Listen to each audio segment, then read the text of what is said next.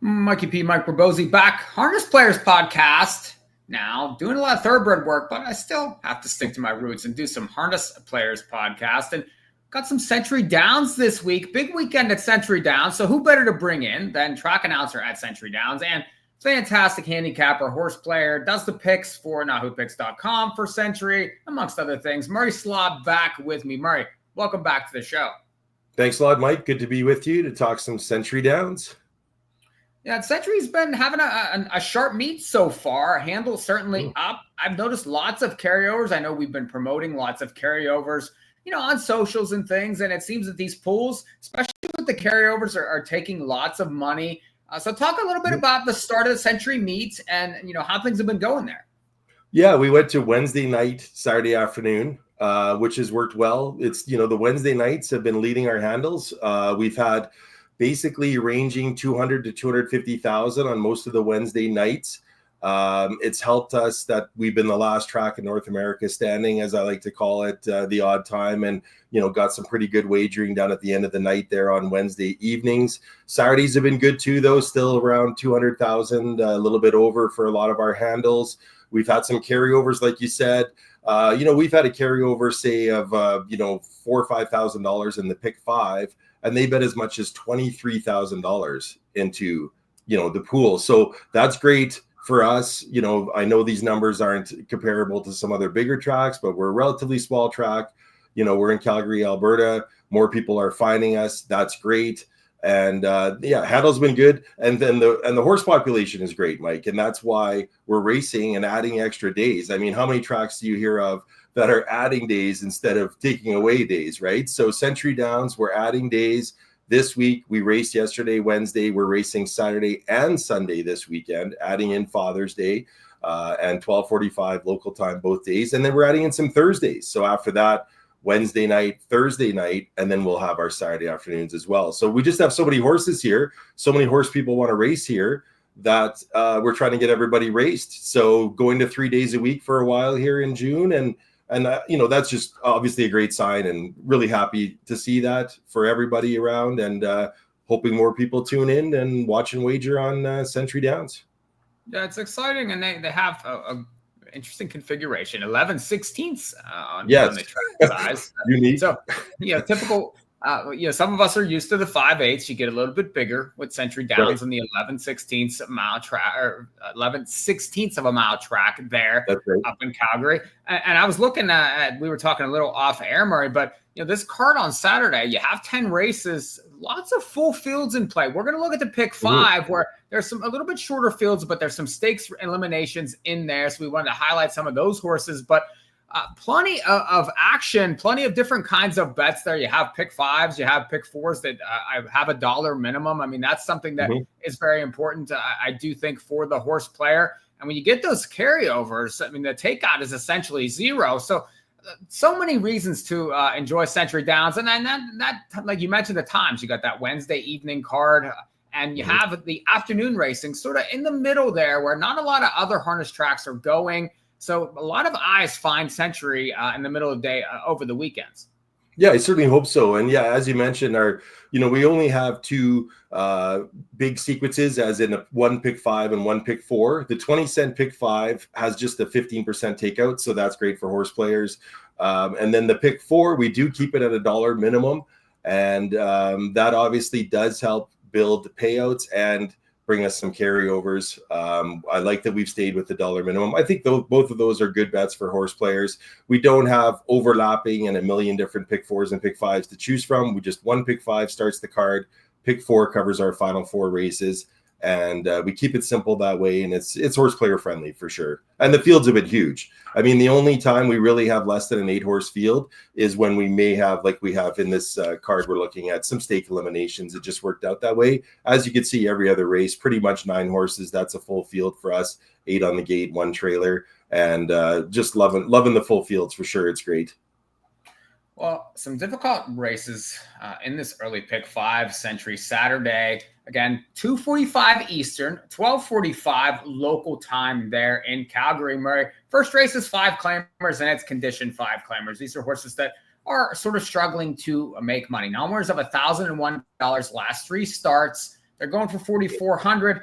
Sunset Rider, 5-2 in the morning line off 2 consecutive breaks. Now, this is a horse that's very familiar to people that, especially that are familiar with the podcast. A lot of the Fraser Downs cards, we had this horse over the wintertime. Nice horse. He won 8 races last year, 4 already this year, but he's gone a little cold. 7-hole here. Pretty wide open race. You for or against Sunset Rider to start this pick 5? I included them. I include 3 horses here. I included the 7, 1, and 2. I couldn't single Sunset Rider just because he made a break in the exact same spot in the racetrack, 2 straight starts. That's definitely concerning. It was basically just turning for home. He made a break each of the last 2 times, but he gets out of the straight 5 claimer into this condition claimer. As you said, Mike, he knows how to win races. He's a front ender. I think Kelly Hort's just going to send this horse. I don't think they'll be able to park him. He's very, very quick off the gate. So I'm not concerned about the 7-hole at all. I'm more concerned about the braking. But I did list Sunset Rider as my top pick. I do have him in the pick 5. It just the drop in class and his ability to win in a field that's really struggling for wins. I had to include him. I also included the 1 Saucy Posse. Now I'm including a horse here that's also dropping from a straight 5, although it was Fillies and Mares straight 5 claimer into the condition. I'm also including Blaine Chappell, who has 1 training win on the year, no driving wins, but has the rail, does have the drop. This horse had a really good year last year as well, 7 wins. I think she could get a really sweet trip, probably a 2-hole trip from the rail. I'm going to include her. We've had lots of pocket horses winning here lately, not too many coming from far back. And I also included the 2 also dropping from 5 claimer. Ashley Ederer does a nice job. Her horses have raced well here at Century Downs after coming in from Fraser. And another horse that should sit close. And if Sunset Rider falters, I could see possibly either the 1 or the 2 capitalizing. So I've included 1, 2, and 7 in the first leg. Yeah, real quick, Murray. I want, you obviously you see every race, you're calling the races. So, talk about the track profile a little bit. Some of these 5/8 mile tracks can play a little differently, and this is obviously a little bigger than a 5/8. Do you find that the speed dominates, the horses come from off the pace? I realize with weather that can change, with wind it can change. It can, there's that, but for the most part, it's speed. Yeah. Most part, speed and sitting close. We have a passing lane as well, which is kind of a new thing. It just started last year, and it was a strange thing where for a couple of weeks, a ton of horses were just going up the passing lane and winning that were sitting in the pocket. Lately, the passing lane has seemed a little deep, and the horses that are going to win out of the pocket have been going to the outside, but we still have pocket winners. It's generally been, though, for the last, I'd say, 3 weeks, roughly, where they've been kind of really working on the track a lot. They've added surface. It's been a bit sandy, is what people have been telling me. It's been speed. It's been front end. You got to sit close. You're going to have to be sitting generally in the top 3 or 4. It's very tough to make up a lot of ground. On the last turn, if you go wide, that is very, very difficult. If you ever see a horse go way wide in the last turn at Century Downs, make up ground and possibly win, like put a big circle around that horse because it was a huge effort, right? And so the top drivers know that. They go to the front. Brandon Campbell's going to be on the front all the time, right? Kelly Hort's going to leave. They're going to sit close. They don't mind taking a pocket, but they're not going to sit way far back. So look for horses with speed. I'm looking for horses that are, the speed is clearly the 7 in this race. I'm looking for horses that are going to sit close. That's why I'm going with 1 and 2. And then you're right. I'm basing that on just the way the track's been playing. The track profile is a big factor in how I'm handicapping these races. Yeah, tough race to get started in this pick 5. I'd be against Sunset Rider. I think you have to let this horse beat you. And if he does, that's fine. But 2 straight breaks, you get an outside post here. They may just want to get a clean line. I know that those were 2 off racetracks. Typically in harness racing, if you have 2 consecutive breaks, the horse has to qualify. But there's an exception. If you have a sloppy track, then that goes away. I would think that it's possible that they might be trying to get a clean line for this horse. So I'm going to try others. I'm going to try the 5 Creditors Magic, a horse that I certainly like.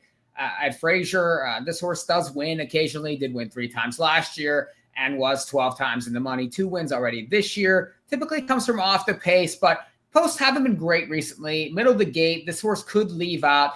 Get a driver switch here, and I do think that is important because the previous driver has yet to win a race, so that is certainly something that I do find interesting in here, so worth a use there. I agree on your 1. I think another one, the barn doesn't necessarily do that well, but if this horse is going to win, I think this is a good spot for her in here. And she's worth a use, especially if you're fading the 7 in the race. And then I could see maybe the 6 also, Dubai Steelster. It's Griesbeck.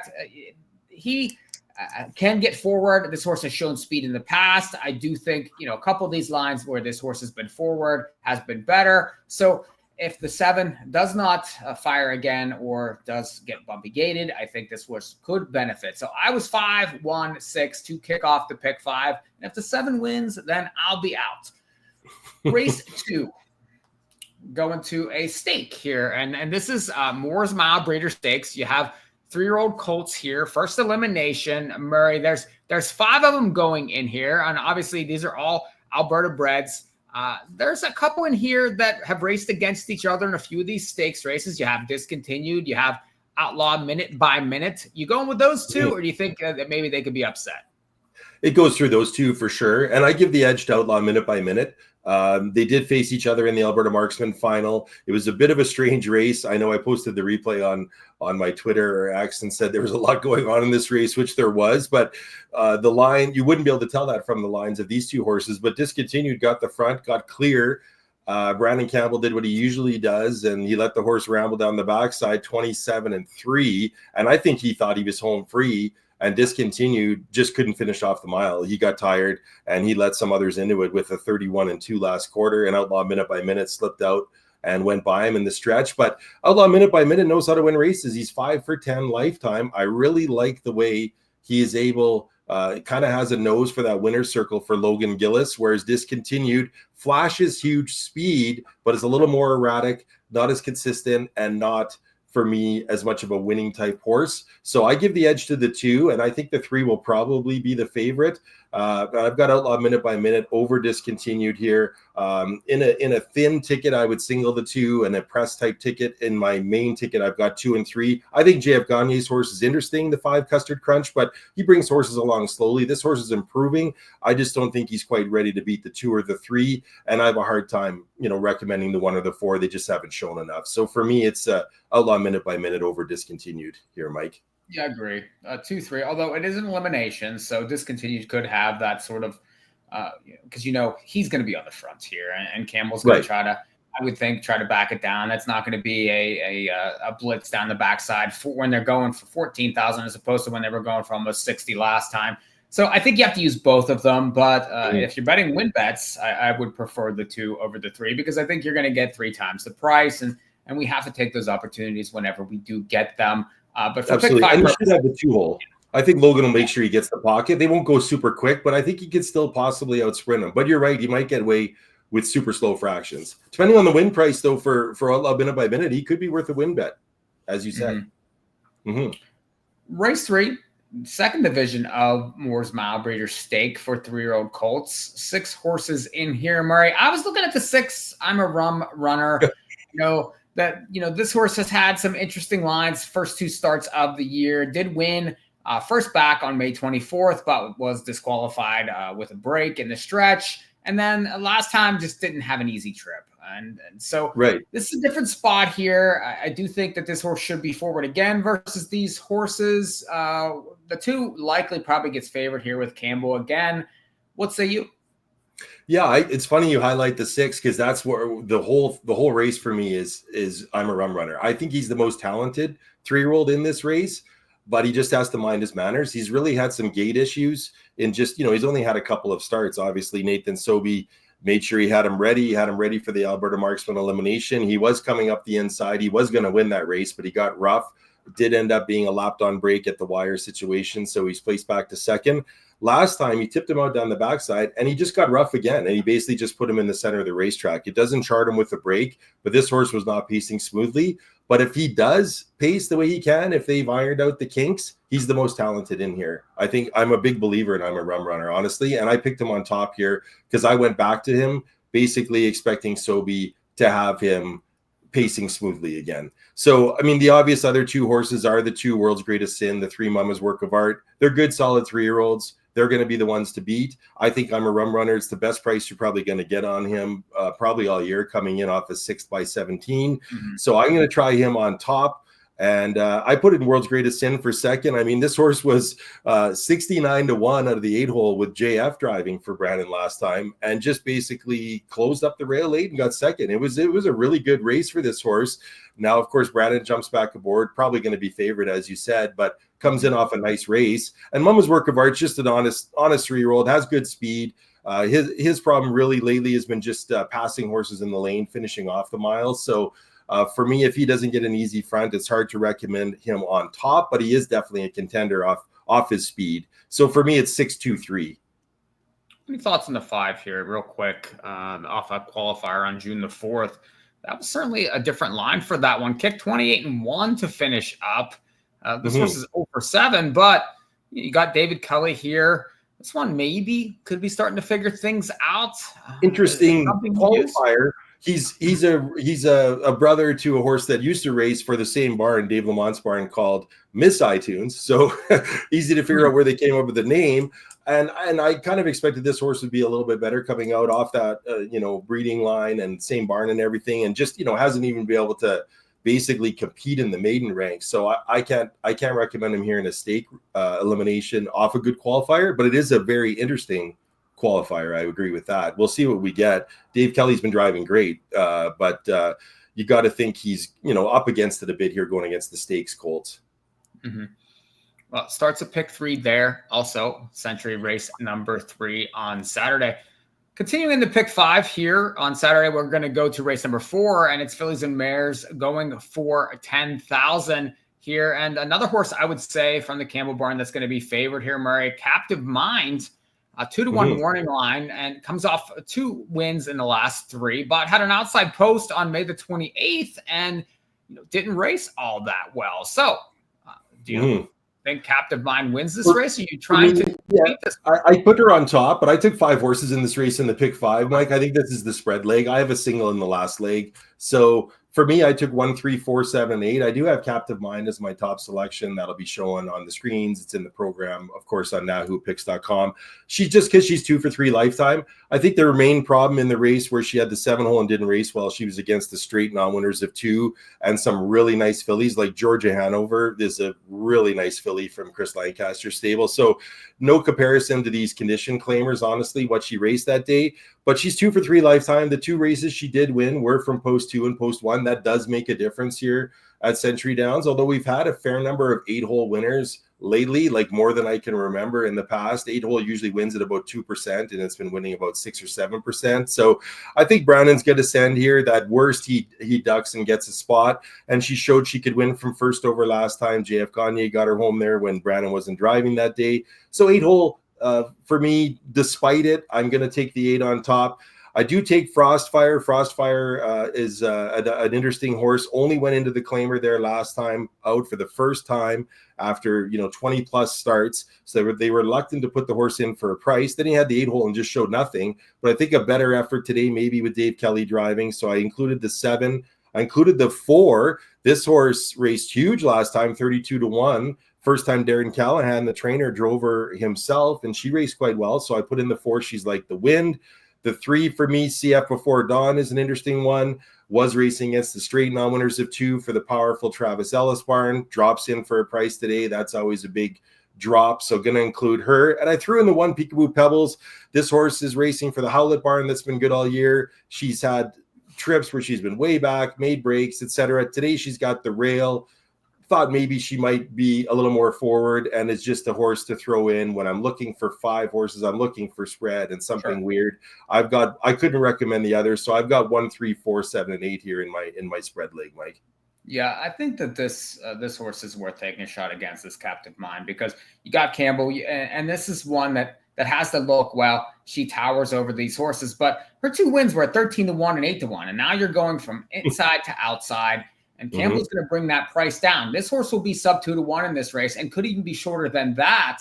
Because when you look at some of these lines of these other horses, it's just hard to latch on to anything else. There's no clear second choice in here. I do think that she's going to play very low in this pick 5. If you can beat her, I do think you can get some separation. I think the 4 and the 5 are certainly worth using. You mentioned the 4. She's like the wind. Nice race last time at 32-1. from off the pace. I would think we'll get a closer trip. Had the 8-hole 2 back, no chance. Now, and this horse showed speed 3 back versus similar horses against the boys there. I do think that one should be forward here, and maybe, depending on how the trip works out with the 8, probably has first chance to win. I think the 5 is worth using.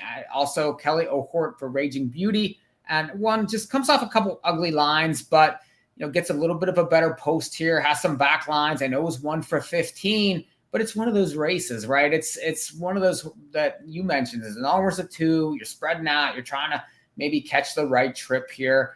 I do think that those 2 play pretty well. I could see the 3 also off the drop. And, that's another one that has had some wide trips, maybe could do a little bit better if you look back. This horse has shown a little bit of speed in the past also. So maybe ends up in the right spot here for Jamie driving. I do think another one, 20-1 morning line, that would not really surprise me too much in race number 4. So wide open, race 4. If you can get through it, head to race 5 to try to get paid here in this pick 5. Murray, open 5 claimers on the pace. I thought if you could win it, Airline Pilot will probably be short again. How are we going to get paid? Yeah, I've singled the 2 here because I spread last leg. I just think he's the best 5 claimer as long as he gets any kind of a decent journey in an inside post. Who has not lost from post 2 this meet, you could say, in a 5 claimer. His 2 wins that you see there, May 10th, May 28th, they were both from post 2. They were both against the 5 claimers. When he had post 2 previously and didn't win, it was against the 7 claimers. He's just a really solid 5 claimer. He won 11 last time. He's won 3 last year. That is, he's won 3 this year. Made up a ton of ground last time out against Airline Pilot, which was a good effort. Now Airline Pilot has the 8-hole. I'm against him. I'm basically like you in race 4. I would never talk someone off going against a horse out of the 8-hole at Century Downs, and this is the one I'm going against. I don't think Airline Pilot could beat these out of 8 post. Out of the 8 post, I'll have him on no tickets whatsoever. I have who is my top pick in single. The other ones I considered, honestly, if you want to put in other ones that aren't who, don't put in Airline Pilot, in my opinion. Put in Blue who is also racing outstanding and has a win in a 5 claimer with Dave Kelly driving right on the program there on April 26th, and raced really good last time out. I'm sure Phil would have drove this horse, but he of course has to drive No Better Parade. That's him and Jerry Hudon are basically one stable. So I like that horse, and I also like the 4, Outlaw Duke Worthy, as a long shot type. You know him from Fraser Downs, Mike. He's a solid veteran campaigner, and look what he did last time. Had the 8-hole, got away 9th, and came all the way through to finish 2nd. I mean, we just haven't seen horses making up that kind of ground. So that was a really good effort for him. Now he's got post 4. So I like the 2, 4, and 5 are my backup types. I eliminate the outside horses completely in this race. But my single is the 2, who. Yeah, agreed. Same 3 horses there. Who on top with that inside post, and it's Campbell. And I think the 4 and the 5 played very well in this pick 5, especially Outlaw Duke Worthy. And he'd be one that I'd be interested to see what sort of win price that you get on him, because when he's at his best, he can win for 8. And this is a 5 claimer. I do think that this horse has some possibilities in this race, especially at a price. So if you're knocked out of the pick 5, don't forget some of these other bets in here. You have some supers, you have some pick 3s that you can mess around with. There's lots of other options at Century Downs for the pick 5, and we'll post Murray's ticket on the website, and we're going to send around some notes to the Plus subscribers also now for some of these harness days here too. Murray, any other spot plays on this card for Century? We have plenty of other races. Races and all. I mean, we do have our pick 4 that starts in race 7, covering 7 through 10, and of course I'll have my ticket up on Yahoo for that as well. And I singled the 9 in race 9, which is another 5,000 claimer. Loving the 5,000 claimers. They're usually competitive races, fun to call. This one should be a good one. I singled 9 HF Devin James. I just think he gets a really sweet trip in here. I don't think people realize the 1, Larry's Debs Rock, is probably going to leave like crazy, because this horse has been overland and having tough trips, and I think Preston Shaw is going to send this horse as hard as he can.